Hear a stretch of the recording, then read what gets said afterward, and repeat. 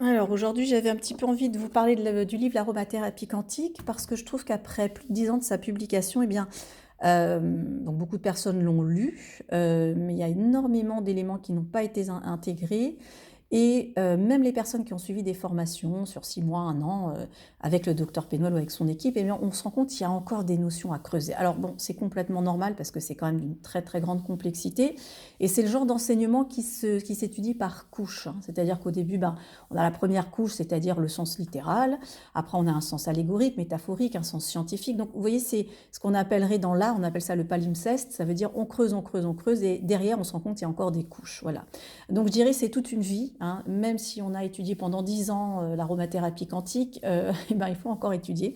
C'est ce que je fais pour ma part. Alors je voulais voir avec vous un schéma ici que j'ai suggéré dans ce livre, hein, puisque on a participé avec Amanda à l'élaboration de cet ouvrage, hein. Il y a eu plusieurs versions qu'on a faites.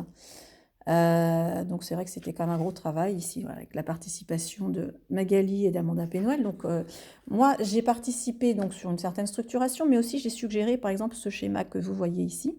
Et je le trouve très intéressant parce que quelque part, ces deux schémas, ils montrent les visions qu'on peut avoir sur la façon d'utiliser les huiles. Donc ici, on a des personnes qui se disent, tiens, au lieu de prendre des médicaments, eh bien, je vais remplacer par des huiles essentielles. Donc, au lieu de prendre mon anti-inflammatoire, eh bien, je vais prendre une huile anti-inflammatoire ou une huile anti-infectieuse. Bon, on va dire que c'est la première démarche.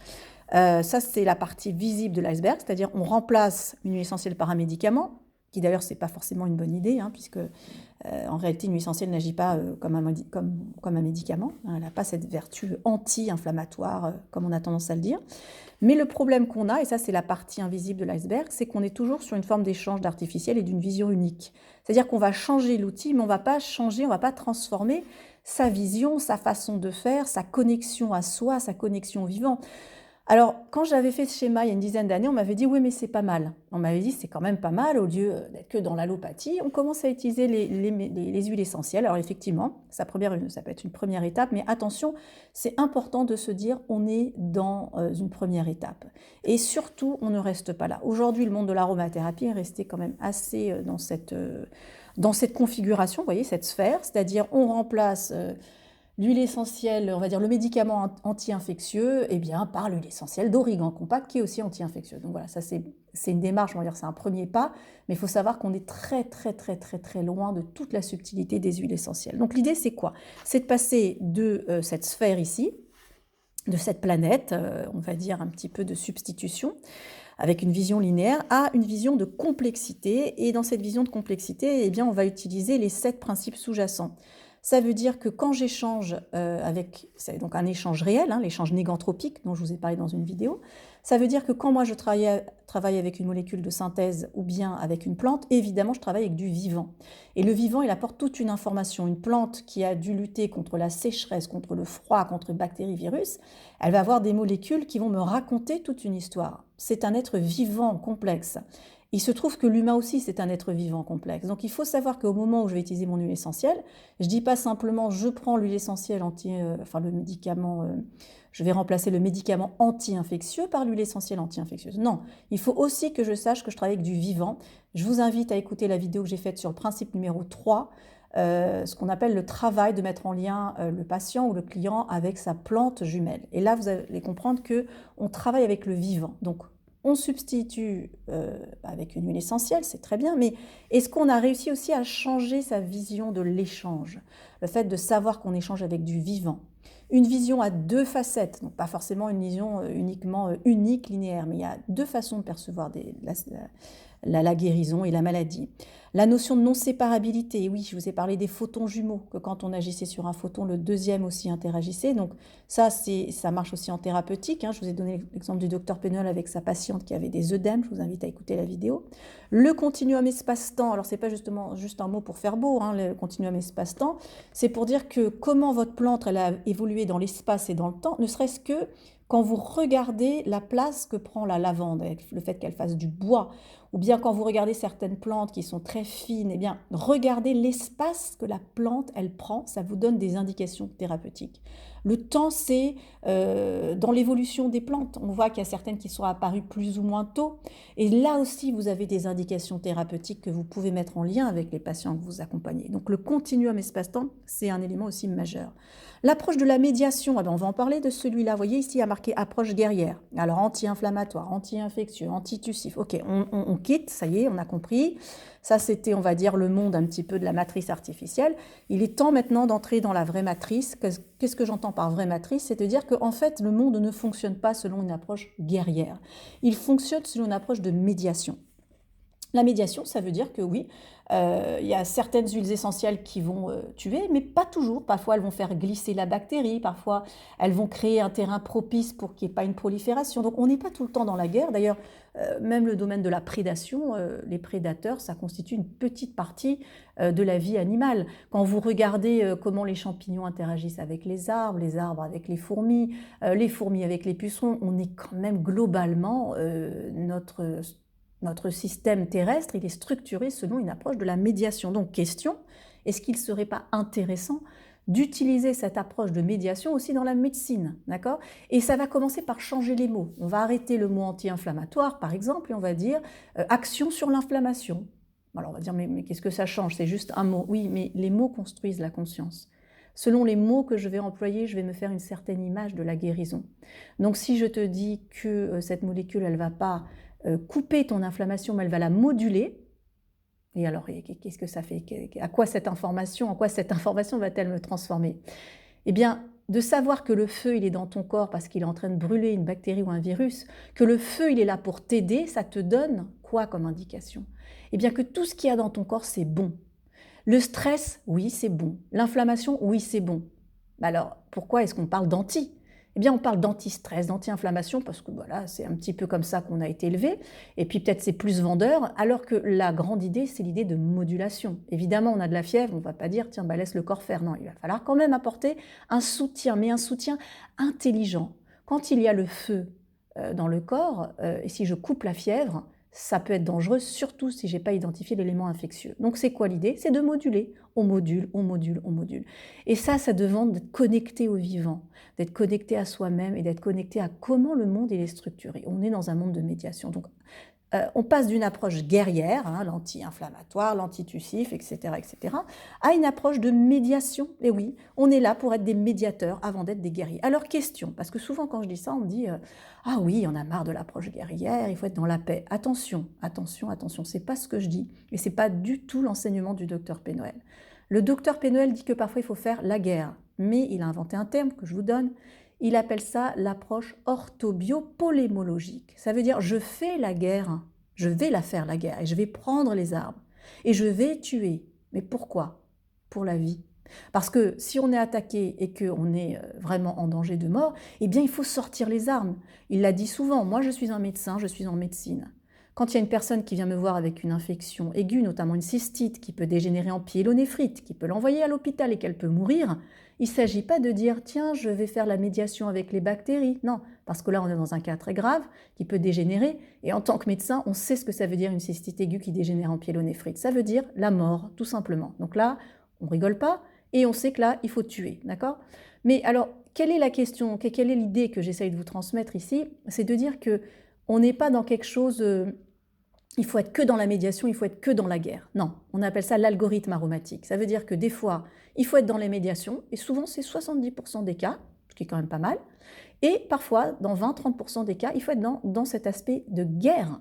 Mais la guerre dans le sens, je le redis le mot, ortho, bio, polémologique. Ortho, c'est droit, bio, c'est la vie, polémo, c'est la guerre. C'est-à-dire, je suis droit avec la guerre de la vie ou la vie de la guerre, vous voyez ? J'ai envie de prendre l'exemple comme d'une maman oiseau ou d'une maman chatte qui va tuer pour protéger ses petits. On est un peu dans cette dimension-là. Donc ici, c'est je tue, je tue, je tue.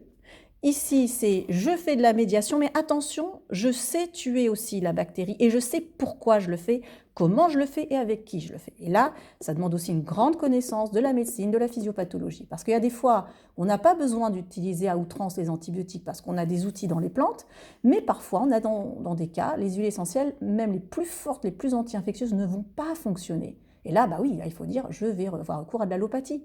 Et voilà, donc pour pouvoir faire le choix des bons outils, il faut vraiment entraîner son esprit et avoir une modélisation. Et c'est ce que proposent les 7 principes ici, c'est une modélisation. Mais je ne vous le cache pas, et je préfère être honnête avec vous, c'est du boulot. C'est-à-dire, c'est pas parce que je fais un stage ou deux, même moi qui suis dedans et qui suis né dedans depuis 40 ans et qui suis le docteur Pénol depuis 10 ans et de façon très proche, je vous dis que je bosse encore dessus. Donc je vous dis ça évidemment pas pour vous décourager, vous dire bon bah ça sert à rien, mais pour vous montrer que c'est un processus. Pourquoi? Parce que là on n'est pas en train de vous livrer une recette, on est en train de proposer une aromathérapie transformationnelle. C'est-à-dire j'utilise l'aromathérapie pour mon massage, pour me faire du bien, pour me soigner, d'accord, mais il y a autre chose derrière. C'est-à-dire qu'en modifiant ta façon de penser, ta façon de parler, eh bien il va y avoir d'autres connexions neuronales, il va y avoir une autre façon de percevoir la vie et ça va te changer en profondeur. Donc c'est une aromathérapie transformationnelle. Il y en a, ils vont faire du yoga, il y en a, ils vont faire, je ne sais pas, d'autres types de disciplines, mais moi je peux vous garantir, pour être né dedans et pour avoir travaillé là-dessus, c'est transformationnel. Donc ce schéma-là, à mon avis, vous n'avez peut-être pas creusé comme il fallait quand vous avez le livre, et c'est peut-être normal, que j'ai conçu avec le docteur Pénoël, j'ai tenu à ce qu'il y ait un iceberg pour bien voir la différence. Donc on en était à l'approche, on a dit de médiation, donc, et non pas dans une approche guerrière. On avait aussi donc l'approche de complexité. Bah oui, le vivant, il est complexe. Hein. C'est pas juste une molécule que je mets en lien avec l'être humain. L'être humain, c'est un faisceau à la fois mental, psychique, spirituel, etc. Et il se trouve que la plante, c'est quand même un être ultra complexe. Donc c'est parfait. On met en relation ces deux êtres de complexité. L'avenir sera la complexité. Donc oui, c'est on va dire, oh là là, mais c'est tellement compliqué tout ça. Et des fois, des gens ils me disent, mais ça serait tellement plus simple. On prend le petit médicament et on guérit et c'est tout. Mais non, parce que moi, je crois que la maladie, elle a un sens. Ça veut dire que si tu as une maladie, c'est pour te dire, il y a des choses à travailler. Et c'est une occasion pour toi de dire, bah, je vais bosser sur ce problème-là. Donc, c'est une occasion que Dame Nature, que l'univers t'envoie pour justement trouver ta place et grandir à un niveau supérieur. Et de se dire, ben, j'ai une maladie, bah, tout de suite je l'élimine, mais si tu l'élimines tout de suite avec un médicament, tu n'auras pas fait le travail que tu dois faire. C'est comme un œuf qui cherche à éclore, tu dis, oh là là, ma coquille est brisée, vite, reconstruis ma coquille. Alors oui, on reconstruit ta coquille, mais si tu reconstruis ta coquille, c'est que tu n'as pas compris que ta coquille se brisait pour laisser naître un nouvel être. Et aujourd'hui, je trouve que la médecine, comme je la vois un petit peu autour de moi, un peu classique, c'est ma coquille s'est brisée, vite renferme ma coquille. Alors, il y en a pour qui c'est peut-être nécessaire, parce que briser la coquille, ça serait trop de transformation, on préfère mettre un voile et tant pis, on racole la coquille et on verra jamais l'être éclore, le nouvel être éclore, tant pis. Ok, pourquoi pas, ça peut être utile pour certaines personnes. Personnellement, moi, ça ne m'intéresse pas. Si la coquille, elle est brisée, cassons-la, ouvrons-la, laissons le travail se faire, que le poussin éclot et qu'il devienne une poule, un poulet, un coq, que sais-je. Et si on fait l'allusion avec un papillon, une chenille, eh bien qu'on se transforme en papillon. Mais je peux entendre qu'il y en a qui préfèrent recoller les morceaux de la coquille. Pour ma part, c'est pas ce travail-là. Et c'est pour ça que je pense que les personnes qui veulent s'impliquer dans l'aromathérapie quantique, ou même dans le travail que je propose qui s'appelle Aroma Body Sound, c'est des personnes qui sont prêtes à laisser la coquille se fissurer pour laisser naître un nouvel être. Si les personnes ne sont pas prêtes à ça, il existe d'autres formations et je ne pense pas que c'est la peine de venir vers nous. Les personnes qui viennent vers nous, c'est quand même, je pense, des personnes qui cherchent cet aspect transformationnel. Voilà, moi je préfère vivre une vie vraie dans laquelle la coquille s'est brisée, mais je suis en phase avec de la vérité, plutôt que d'être dans une dimension de fausseté et qui ne me conviendrait pas et qui, à terme, je pense que ça crée des maladies incurables. Voilà, c'est ma vision, mais bon, qui est partagée aussi par d'autres personnes. Voilà, donc ce livre est passionnant, et je pense qu'il peut être encore plus passionnant si y a quelqu'un qui peut vous le lire, hein, comme moi je lirai des histoires à mes enfants et j'explique. S'il y a des pages que vous souhaitez que je détaille, que je vous explique un peu, vous dites tiens ça c'est intéressant, j'aimerais en savoir plus, moi je vous fais la petite lecture au coin du feu et on voit ça ensemble et je détaille, ça me fait... j'aime beaucoup raconter des histoires, donc autant le faire avec de la substance livresque intéressante. Si vous n'avez pas ce livre, je vous invite vraiment à le prendre, à vous le procurer. Si vous voulez une dédicace, n'hésitez pas aussi à demander la dédicace. Le docteur Pénol fait ses dédicaces. il est à 28,40. Vous pouvez le commander sur Osmobiose et vous aurez directement la dédicace du docteur Penol. Alors dans ce livre, évidemment, on parle de Fragonia, Kunzea. Peut-être je vous ferai une petite vidéo sur Fragonia, Kunzea, parce que quand on l'a sorti, bon, il y a plein de labos qui s'y sont mis et qui ont dit, oui, nous aussi, on a le Fragonia, le Kunzea, ok, c'est bien.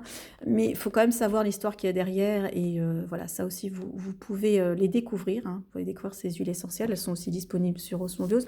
En général, on a le trio, c'est Fragonia, Kunzea et Origan. Caliteri, non, non, ce n'est pas l'Origan compact. L'Origan Caliteri, c'est un Origan très spécial, voilà. Alors, ce que je trouve intéressant, vous voyez, dans ce livre, regardez bien, vous voyez, on ne voit plus aujourd'hui des livres d'aromathérapie qui montrent des cas cliniques. Voilà, il y a de l'écriture, on nous explique l'essentiel pour se connecter à son divin, à son féminin, etc. Et pourquoi pas. Mais il n'y a plus vraiment de livres médicaux. Ça veut dire que là, c'est vraiment de la médecine. Hein. On voit vraiment une infection, on voit quelque chose de purulent. Bon, c'est vraiment pas très joli. Mais le docteur Penol, c'est ce qu'il a fait pendant 40 ans. Hein. Pendant 40 ans, c'était de la médecine. On voit l'avant, l'après. Voilà, bon, ici, il n'a pas pris, il a utilisé que des huiles essentielles, mais selon des techniques particulières, vous voyez.